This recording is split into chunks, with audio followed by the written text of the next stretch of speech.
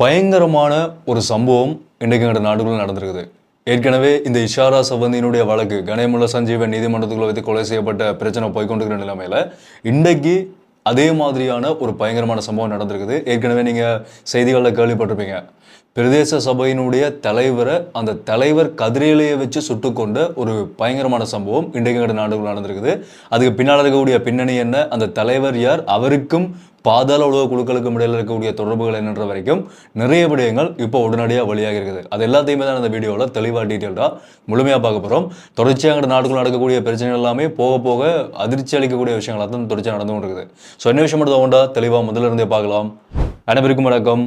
நான் உங்கள் BK கரைகாலன். அதனோட தெளிவாக பார்க்கறதுக்கு முதல் இந்த மாதிரியான தொடர்ச்சியான நியூஸ் அல்லது அப்டேட்ஸ் அந்த மாதிரி இன்ஃபார்மேட்டிவ் வீடியோஸ் தொடர்ச்சியாக பார்க்கணும்னு சொன்னால் இப்போவே சப்ஸ்கிரைப் பண்ணி இந்த பெல் ஐக்கனை கிளிக் பண்ணி ஆல் ஆப்ஷன் வச்சுக்கோங்க. அப்போ நான் அப்லோட் பண்ண வீடியோஸ் எல்லாமே தொடர்ச்சியாக உங்களுக்கு கொடுங்க நோட்டிஃபிகேஷன்ஸாக வரும். அதே மாதிரி யாராவது நான் பர்சனலாக ஃபாலோ பண்ண சொன்னாலும் Instagram போய் BK கரைகாலன் சர்ச் பண்ணி சொன்னால் அந்த ப்ரிஃபர் மாதிரி ஃபாலோ பண்ணிக்கொள்ளுங்க. இந்த வீடியோ லைக் பண்ணுறது மட்டும் வீடியோட கடைசியில் முடிஞ்ச வரைக்கும் எல்லாருக்குமே இந்த வீடியோ ஷேர் பண்ணிட்டுருங்க.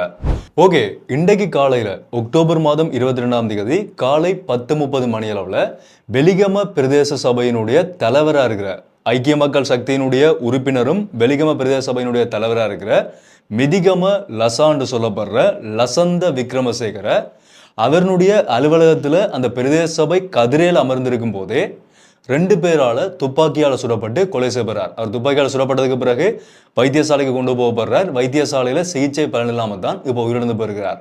இந்த சம்பவம் எப்படி நடந்திருக்குன்னு சொன்னால் 2 பேர் அந்த பிரதேச சபைக்கு மோட்டார் சைக்கிளில் வந்திருக்கிறார்கள். வந்து இந்த பிரதேச சபைக்குள்ளே உள்ள போய் தலைவர்கிட்ட நாங்கள் ஒரு கடிதத்தில் கையெழுத்து வாங்கணுமென்று சொல்லி அனுமதி பெற்றுத்தான் அந்த அலுவலகத்துக்குள்ளே உள்ளே போனதாக சொல்லப்பட்டிருக்குது. உள்ளே போய்த்தான் அவர் அமர்ந்திருந்த கதிரையிலேயே அந்த பிரதேச சபை தலைவர் என்ற அந்த கதிரையில் அமர்ந்திருக்கும் போதே உள்ளே போய் அவரை துப்பாக்கியால் சுட்டுட்டு அந்த இடத்துலேருந்து தப்பி போயிருக்கிறார்கள். உடனடியாக அவர் மீட்கப்பட்டு அந்த பிரதேச சபை வாகனத்திலேயே வைத்தியசாலைக்கு கொண்டு போகப்படுறார். கொண்டு போகப்பட்டு சிகிச்சை நடந்து கொண்டிருக்கும் போது தான் இப்போ சிகிச்சை பலன் இல்லாமல் உயிரிழந்தும் போயிருக்கிறார். ஒரு பயங்கரமான ஒரு சம்பவமாக இந்த சம்பவம் இப்போ எங்கள் நாடுகள் நடந்திருக்குது. ஏற்கனவே பிப்ரவரி மாதம் நடந்த அந்த கணேமுல்ல சஞ்சீவனுடைய கொலை நீதிமன்றத்துக்குள்ள வச்சு துப்பாக்கியால் சுடப்பட்டு கொலை செய்யப்பட்ட அதே மாதிரியான ஒரு அதிர்ச்சி ஏற்படுத்தக்கூடிய சம்பவமாக தான் இப்போ பிரதேச சபையினுடைய தலைவர் அந்த ஆஃபீஸுக்குள்ள வச்சே சுட்டு கொலை செய்யப்பட்டிருக்கிறான்றதும் இப்போ எங்கள் நாடுக்குள்ள மாறி இருக்குது. இவர் ஐக்கிய மக்கள் சக்தியினுடைய ஒரு உறுப்பினராக இருக்கிறபடியா இன்றைக்கு நடந்த பாராளுமன்ற அமர்வில் ஐக்கிய மக்கள் சக்தியினுடைய தலைவர் சஜித் பிரேமதாஸ் அவர்கள் கடுமையான ஒரு விவாதத்தை இன்றைக்கு பாராளுமன்றத்தில் மேற்கொண்டிருக்கிறார். பயங்கரமாக கொந்தளிச்சு ஒரு நாட்டினுடைய தேசிய பாதுகாப்புக்கே இது அச்சுறுத்தலாக இருக்குது. ஒரு மக்கள் பிரதிநிதி அவனுடைய கதிரையில் அமர்ந்திருக்கும் போதே சுட்டு கொலை செய்யப்படுறார், பட்ட பகலில் சுட்டு கொலை செய்யப்படுறாருன்னு சொன்னால் இந்த நாட்டினுடைய பாதுகாப்பு எங்கே போய் கொண்டிருக்குது? ஒரு நாட்டினுடைய தேசிய பாதுகாப்புக்கே இது அச்சுறுத்தல் ஏற்படுத்துகிற ஒரு விதமாக தான் இந்த கொலை அமைந்திருக்குன்னு சொல்லி ஒரு கடுமையான விடயங்களை வந்து பாராளுமன்றத்தில் வெளிப்படுத்தியிருந்தார்.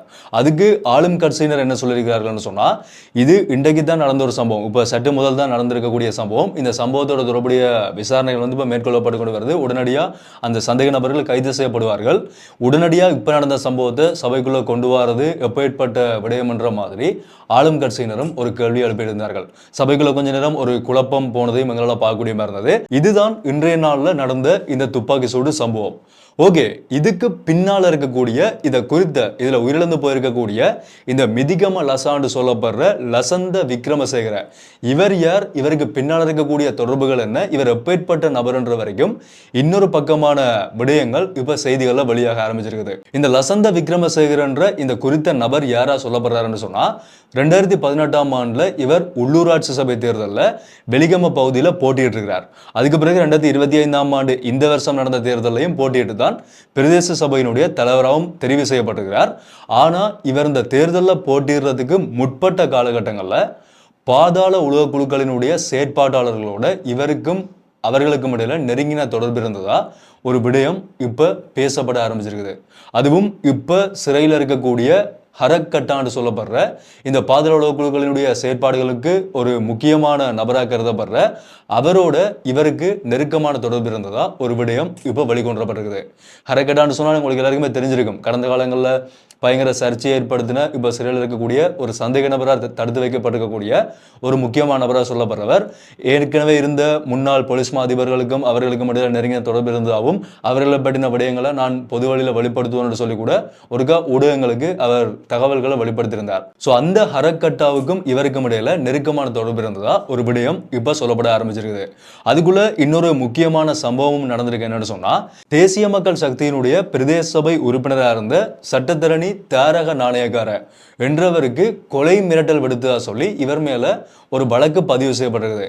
அந்த வழக்குக்கு நீதிமன்றத்தில் ஆஜராக வேண்டிய திகதியில இவர் ஆஜராகாததால இவருக்கு பிடியானையும் இப்ப நீதிமன்றத்தால் பிறப்பிக்கப்பட்டிருக்குதா ஒரு விடயம் எங்களால் பார்க்கக்கூடியமா இருக்குது. ஸோ இவருடைய பின்னணியும் இந்த மிதிகம லசான்ற இந்த பிரதேச சபை தலைவருடைய பின்னணியும் ஒரு பாதாள உலக குழுக்களோட தொடர்புபட்ட ஒரு பின்னணியாக தான் இப்ப தகவல்கள் வெளியாகவும் ஆரம்பிச்சிருக்குது.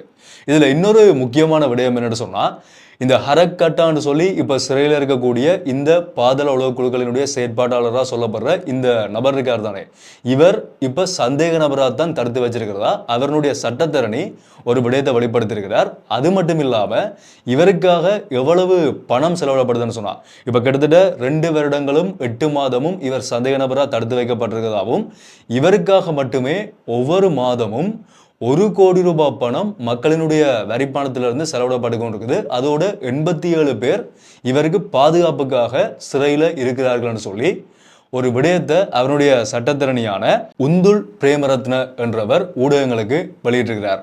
அதாவது நீண்ட காலமா ஒரு சந்தேக நபர் தடுத்து வைக்கப்பட்டிருந்தது இவருடைய இந்த வழக்கில் மட்டும்தான், ஹரக்கட்டா மட்டும்தான் இவ்வளவு நாளும் சந்தேக நபராக தடுத்து வைக்கப்பட்டிருக்கிறார். இது ஒரு சட்ட விதிமுறை மீறல் என்ற மாதிரியும் மக்களினுடைய பணம் 1 கோடி ரூபாய்க்கு மேல இவருக்கு செலவு பண்ணப்பட்டு கொண்டிருக்குன்னு சொல்லி இந்த கணேமுல்ல சஞ்சீவனுடைய கொலைக்கு பிறகு இப்ப சிறையில் இருக்கக்கூடியவர்களுக்கே சிறைக்குள்ளேயே பாதுகாப்பு வழங்கப்பட வேண்டிய ஒரு கட்டம் தான் இப்ப நாட்டுக்கு வந்து உருவாகி இருக்குன்னு சொல்லி ஒரு விடயம் சொல்லப்படுது. ஸோ அந்த அடிப்படையில் இந்த குறித்த ஹரக்கட்டாவுக்கும் அவர்கிட்ட இருந்து நிறைய தகவல்கள் பெற்றுக்கொள்றதுக்காக அவருக்கும் பாதுகாப்புகள் வழங்கப்பட்டிருக்கதா ஒரு விடயத்தை அந்த சட்டத்தரணி வெளிப்படுத்தியிருக்கிறார்.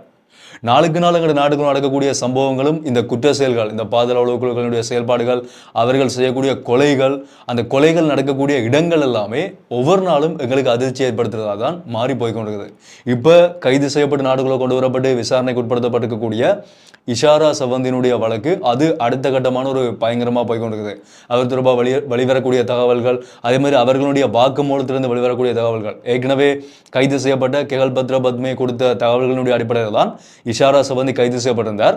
இப்போ அந்த இஷாரா சவந்திலிருந்து கிடைக்கக்கூடிய வாக்குமூலங்கள், கிளிநொச்சியில் சந்தேக நபர்கள் கைது செய்யப்பட்டிருக்கிறார்கள். இந்த இஷாரா சவந்தி தப்பிக்கிறதுக்காக அவருக்கு அடைக்கலம் கொடுத்த நபர்கள்னு சொல்லி கூட நிறைய பேர் இப்போ தொடர்ச்சியாக கைது செய்யப்பட ஆரம்பிச்சிருக்கிறார்கள். முக்கியமாக பெண்கள் இவரை தப்பிக்கிறதுக்காக இவரை வீட்டுக்குள்ளே வச்சு அடைக்கலம் கொடுத்ததுக்காக பெண்கள் உட்பட ஒரு போலீஸ் கான்ஸ்டபிள் உட்பட நிறைய பேர் இப்போ கைது செய்யப்பட்டிருக்கிறார்கள்.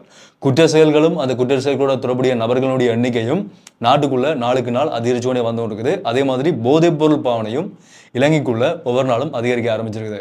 இன்னொரு முக்கியமான விடயம் என்னன்னு சொன்னா, இப்ப கைது செய்யப்பட்டு விசாரிக்கப்பட்டு கொண்டிருக்கக்கூடிய இந்த கெகல் பத்ர பத்மே அவருக்கு சொந்தமான 50 மில்லியன் ரூபாய் பெறுமதியான சொத்து இப்ப அரசாங்கம் பறிமுதல் செய்திருக்கிறதாவும் ஒரு செய்தியை எங்களால் பார்க்கக்கூடிய மாதிரி இருந்தது. அடுத்த நிமிஷம் நிச்சயமில்லாத வாழ்க்கைன்ற மாதிரி அடுத்த நிமிஷம் எங்கள் நாட்டுக்குள்ள என்ன நடக்குமென்றே தெரியாம ஒரு பதட்டத்தோட வாழ வேண்டிய ஒரு சூழ்நிலை மாதிரி தான் நடக்கக்கூடிய சம்பவங்கள்ல இருந்து எங்களால் நல்லாவே பார்க்கக்கூடிய மாதிரி இருக்குது.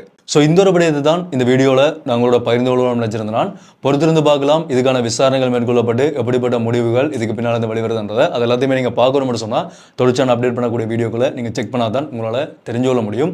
அதை நீங்கள் பார்க்கணும்னு சொன்னால் சப்ஸ்கிரைப் பண்ணாமல் இருந்தீங்கன்னு சொன்னால் சப்ஸ்கிரைப் பண்ணி அந்த பெல் ஐக்கனை கிளிக் பண்ணி ஆல் ஆப்ஷன் வச்சுக்கொள்ளுங்க. அப்போ நான் அப்லோட் பண்ண வீடியோஸ் எல்லாமே தொடர்ச்சியாக உங்களுக்கு கொடுங்க நோட்டிஃபிகேஷன்ஸாக வரும். இதை பற்றி உங்களுடைய கருத்துக்களை நீங்கள் தாராளமாக கமெண்ட்டில் சொல்லிடலாம். மீண்டும் வீடியோவில் சந்திப்போம்.